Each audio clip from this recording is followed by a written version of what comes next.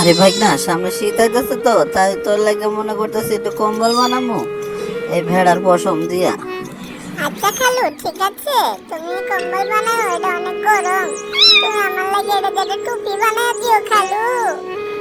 আমার খুব ভালো লাগতেছে, এটা খুব সুন্দর আরাম।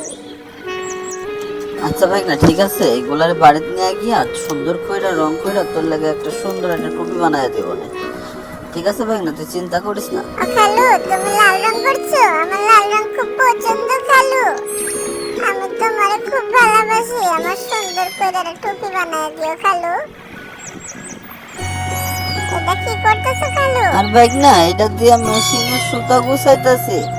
এই সুতা ভালো করে বানাইয়া তারপরে তোর টুপি বানানো লাগবো।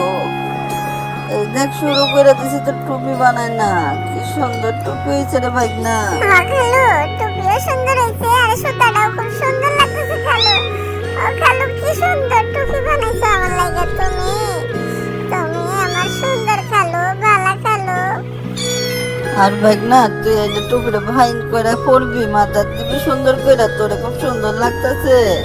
আমার খালু আমার টুপি বানাই দিছে গো। আমার খালুর মতো খালু হয় না গো। আমার খালুর এই টুপি পরে শীতে আমি ঘুরে বেড়াবো সাইকেল